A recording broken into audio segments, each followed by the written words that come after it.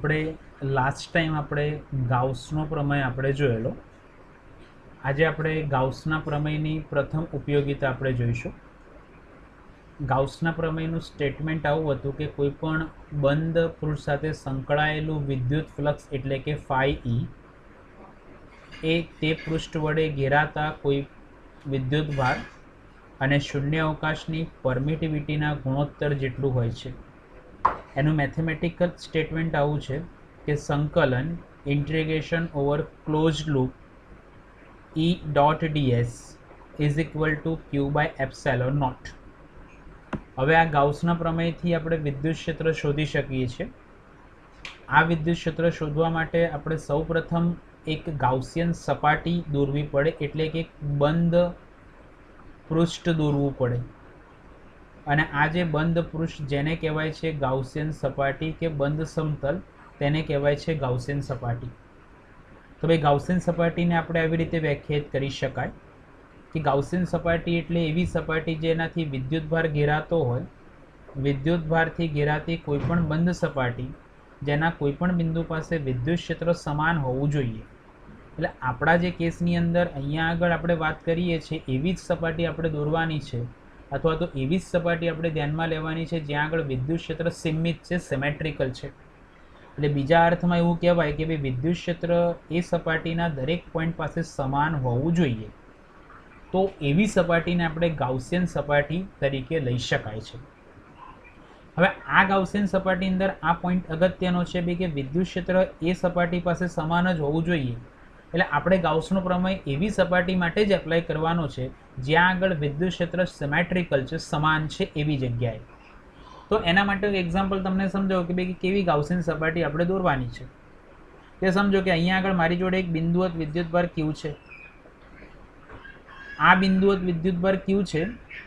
આ બિંદુવત વિદ્યુતભાર Q છે એને આપણે ગાઉસિયન સપાટી આપણે દોરી શકાય કે એક ગોળાકાર દોરી શકાય.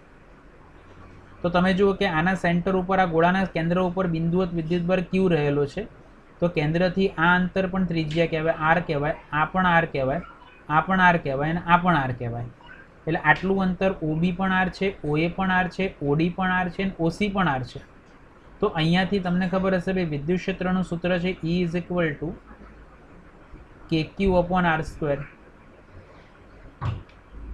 અને માટે એવું કહે કે ABCD દરેક પોઈન્ટ પાસે વિદ્યુત ક્ષેત્રનું મૂલ્ય સમાન જ છે. ઉપરાંત દરેક બિંદુ પાસે વિદ્યુત ક્ષેત્ર અને એનો ક્ષેત્રફળનો સદિશ પણ એક જ દિશામાં છે. તો આવી જે સપાટી આપણે દોરી શકાય એને કહેવાય છે ગાઉસિયન સપાટી. એટલે ગાઉસિયન સપાટીનો અર્થ એવો રાખવાનો અથવા તો એવો સમજવાનો કે જ્યાં આગળ વિદ્યુત ક્ષેત્ર અને ક્ષેત્રફળ સદિશ એ બંને એક જ દિશામાં હોય, અથવા તો જે પોઈન્ટ પાસે વિદ્યુત ક્ષેત્ર સિમેટ્રિકલ હોય, સીમિત હોય, તો તેવી સપાટીને આપણે ગાઉસિયન સપાટી કહીએ છીએ. તો તમે જુઓ કે આ બિંદુવત વિદ્યુતભારને Qને સેન્ટરમાં રાખો ને તમે ચોરસ ના દોરી શકો. તો આ સપાટીને આપણે ગાઉસિયન સપાટી નથી કહેતા. તો એનું કારણ તમે સમજો કે O થી B નું અંતર R છે, પણ O થી A નું અંતર R નહીં મળે. તો OA not equal to OB. તો માટે જે B પાસેનું જે વિદ્યુત ક્ષેત્ર છે EB એ E પાસેના વિદ્યુત ક્ષેત્ર જેટલું નહીં હોય. એટલે અહીંયા આગળ બે પોઈન્ટ પાસે અહીંયા આગળ વિદ્યુત ક્ષેત્રનું મૂલ્ય જે છે સમાન નથી, EA not equal to EB. તો માટે આવી સપાટીને આપણે ગાઉસિયન સપાટી લઈ શકતા નથી. અહીંયા આગળ આપણે ગાઉસનો પ્રમેય વાપરી ના શકીએ. એટલે ઇન શોર્ટ એવું યાદ રાખવાનું કે ગાઉસિયન સપાટી એટલે એવી સપાટી કે જ્યાં આગળ વિદ્યુત ક્ષેત્રનું મૂલ્ય સીમિત હોય, સમાન હોય, તો તેવી જ સપાટી આપણે ધ્યાનમાં લેવાની છે.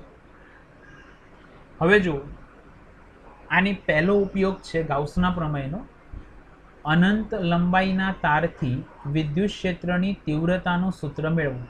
આનું સૂત્ર આપણે મેળવીએ છીએ. હવે તો પહેલા અનંત લંબાઈનો તાર કોણે કહેવાય? તો ભાઈ કે અનંત લંબાઈનો તાર એટલે કે એની લંબાઈની સરખામણીમાં એના પરિમાણ અવગણ્ય હોય, એટલે એના આડછેદની ત્રિજ્યા બહુ ઓછી હોય, તેને આપણે અનંત લંબાઈનો તાર કહી શકાય. તો ભાઈ અનંત લંબાઈનો તાર એટલે કે જેની લંબાઈ બહુ વધારે હોય એવું નહીં, જેની લંબાઈ બહુ વધારે હોય એવું તાર નહીં, પરંતુ એવો તાર કે જેના લંબાઈની સરખામણીમાં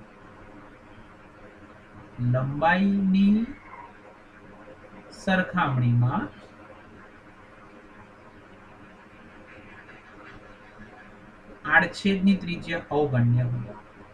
એટલે બહુ પતલો તાર હોય, ઇન શોર્ટ એવું યાદ રાખો. આડછેદની ત્રિજ્યા અવગણ્ય હોય.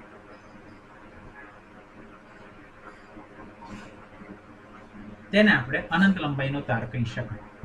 હવે આ અનંત લંબાઈના તાર ઉપર આપણે અહીંયા આગળ જે છે આમ એક અનંત લંબાઈનો તાર દર્શાવેલો છે. એના ઉપર અહીંયા આગળ ધન વિદ્યુતભાર રહેલો છે. આ છે મારો અનંત લંબાઈનો તાર, જેના ઉપર પોઝિટિવ ચાર્જ છે. એટલે અહીંયા આગળ લઈ લઈએ q ઇઝ ગ્રેટર ધેન 0 અને એની રેખીય વિદ્યુતભાર ઘનતા છે લેમ્બડા. હવે અહીંયા આગળ જો પ્લસ ચાર્જ હોય તો આપણે એના વિદ્યુત ક્ષેત્રની દિશા દૂર તરફ આવે, માઇનસ ચાર્જ હોય તો એના માટે વિદ્યુત ક્ષેત્રની દિશા તાર તરફ આવે. હવે આ તારથી મારે અહીંયા આગળ આર પોઈન્ટ પાસે એટલે કે તારથી આર અંતરે પી બિંદુ પાસે મારે વિદ્યુત ક્ષેત્રની ગણતરી કરવી છે. તો ગાઉસના પ્રમેય અનુસાર આપણે ગાઉસિયન પૃષ્ઠ આપણે દોરવું પડે. એ ગાઉસિયન પૃષ્ઠના દરેક પોઈન્ટ પાસે વિદ્યુત ક્ષેત્રનું મૂલ્ય સમાન હોવું જોઈએ, તો આપણે એને ગાઉસિયન પૃષ્ઠ કહી શકાય. આપણે આગળ જોયું એમ. તો આપણે અહીંયા આગળ આ તારને કેન્દ્ર તરીકે લઈએ અને એને આપણે આર ત્રિજ્યાના વર્તુળાકાર માર્ગે ફેરવીએ. તો અહીંયા આગળ પી પોઈન્ટ પાસે, આર પોઈન્ટ પાસે, ક્યુ પાસે અને એસ દરેક પોઈન્ટ પાસે વિદ્યુત ક્ષેત્રનું મૂલ્ય સરખું મળશે. કારણ કે વિદ્યુત ક્ષેત્ર બરાબર E બરાબર KQ/R². E is equal two વિદ્યુત ક્ષેત્રનું સૂત્ર છે E is equal two KQ/R². હવે અહીંયા દરેકનું અંતર ત્રિજ્યા જેટલું જ થશે. આખા વર્તુળના દરેક પોઈન્ટ પાસે વિદ્યુત ક્ષેત્રનું મૂલ્ય સરખું થશે, કારણ કે દરેકનું અંતર ત્રિજ્યા જેટલું જ છે. હવે જો ત્રિજ્યા જેટલું હોય તો દરેક પોઈન્ટ પાસે વિદ્યુત ક્ષેત્રની તીવ્રતાનું મૂલ્ય સરખું જ મળશે.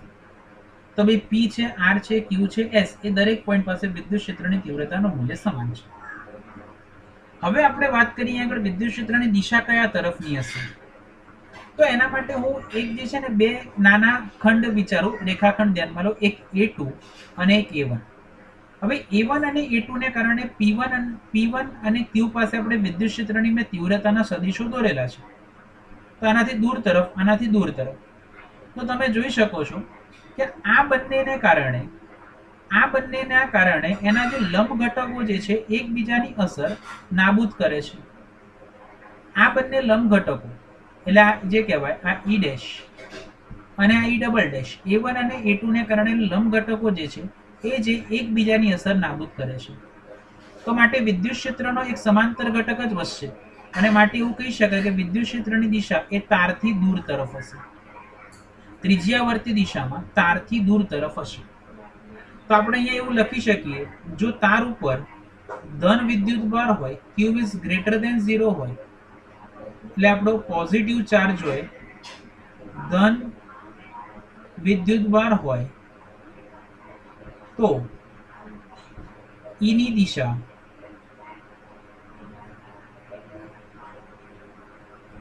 ત્રિજ્યાવર્તી દિશામાં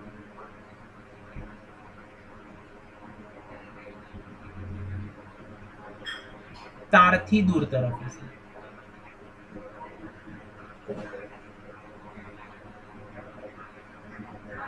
બરાબર, તારથી ક્યાં હશે? દૂર તરફ હશે. પણ જો Q ઇઝ લેસ ધેન 0 હોય, નેગેટિવ ચાર્જ હોય,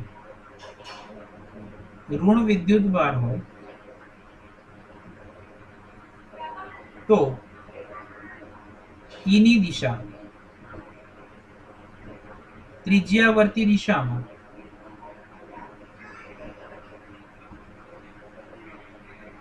તાર તરફ હશે.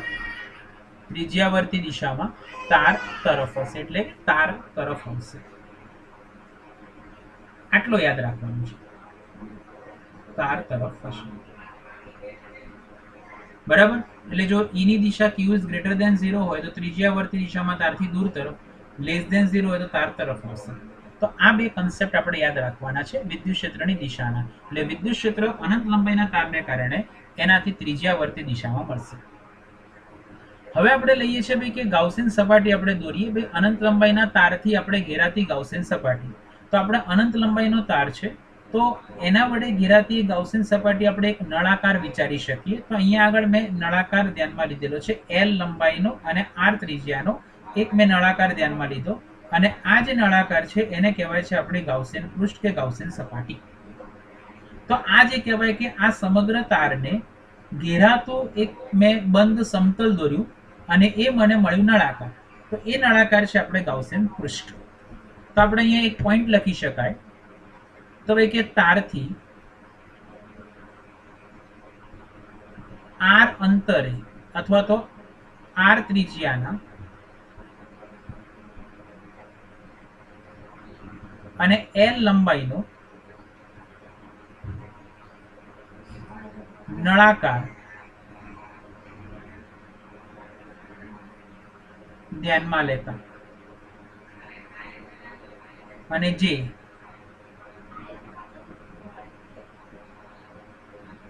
ગાઉસિયન પૃષ્ઠ છે. એટલે આપણે અનંત લંબાઈના તારનું ગાઉસિયન પૃષ્ઠ આપણને મળે છે નળાકાર. એટલે ગાઉસિયન સપાટી એક એવી કાલ્પનિક સપાટી હોય નહીં એકચ્યુઅલી, પણ આપણે અહીંયા આગળ વિદ્યુત ક્ષેત્ર શોધવા માટે આપણે એક એવી કાલ્પનિક સપાટીનો વિચાર કરીએ છીએ અને અનંત લંબાઈના તારની કાલ્પનિક સપાટી આપણને મળી નળાકાર. બરાબર. તો હવે ધ્યાન આપજો.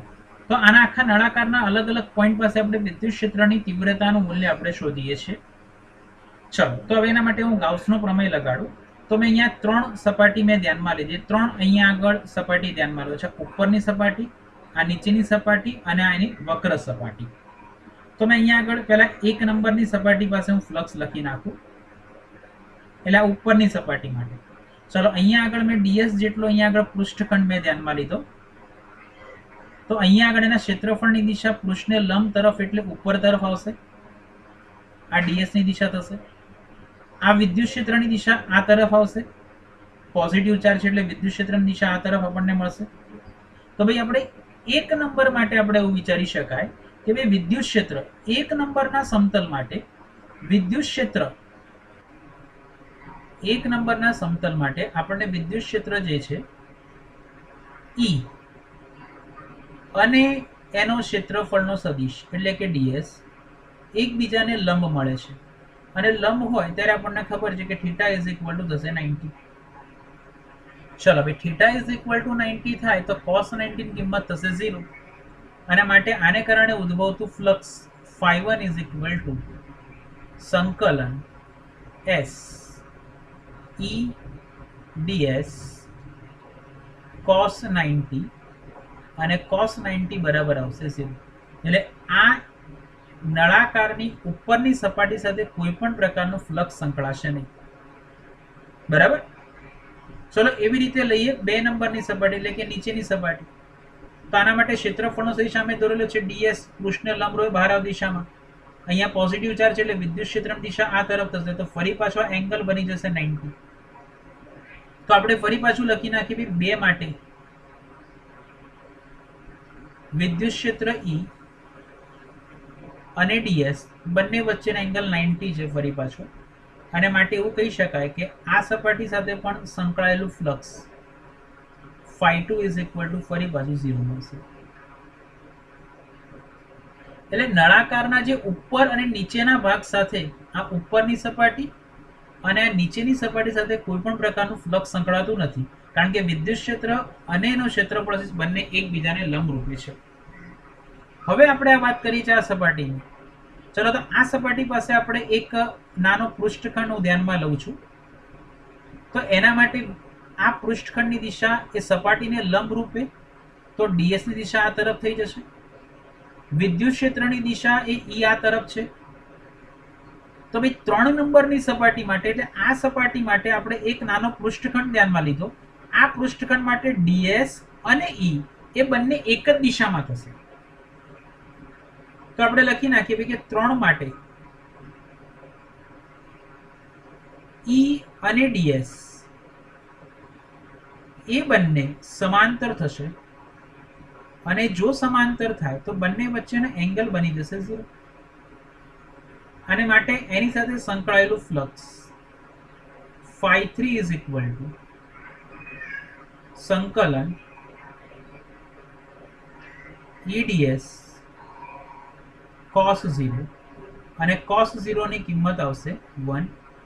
અને માટે આપણને આવું મળી ગયું, સંકલન થઈ જશે E ds. હવે આપણે આગળ કીધું એમ કે અહીંયાથી તારથી આનું અંતર r છે, એટલે આ વક્ર સપાટીના દરેક પોઈન્ટ પાસે વિદ્યુત ક્ષેત્રનું મૂલ્ય સરખું જ હશે. એટલે અહીંયા આગળ જે છે ને 3 નંબરની જે વક્ર સપાટી છે એના દરેક પોઈન્ટ પાસે વિદ્યુત ક્ષેત્રનું મૂલ્ય અચળ છે, એટલે એને આપણે સંકલનમાંથી બહાર લઈ લઈએ અને અંદર રહેશે સંકલન ds. ચલો અહીંયા આગળ આપણે લખી શકાય E સંકલન ds એટલે વક્ર સપાટીનું ક્ષેત્રફળ, અને માટે નળાકારની વક્ર સપાટીનું ક્ષેત્રફળ આપણને ખબર જ છે 2πRh. આનું અંતર r છે અને લંબાઈ છે l. તો અહીંયા આગળ મેં લખી નાખ્યું સંકલન ds એ છે આપણી નળાકારની વક્ર સપાટીનું ક્ષેત્રફળ, અને એનું મૂલ્ય છે ભાઈ 2πRh એટલે 2πRh નળાકારની વક્ર સપાટીનું ક્ષેત્રફળ. આ છે નળાકારની વક્ર સપાટીનું ક્ષેત્રફળ, જેનું મૂલ્ય મેં લખ્યું છે 2πRh. તો આપણને અહીંયા આગળ ગાઉસના પ્રમેયની ડાબી બાજુ મળી ગઈ E × 2πRl થાય. બરાબર, તો આનું મૂલ્ય મને મળી ગયું E × 2πRl.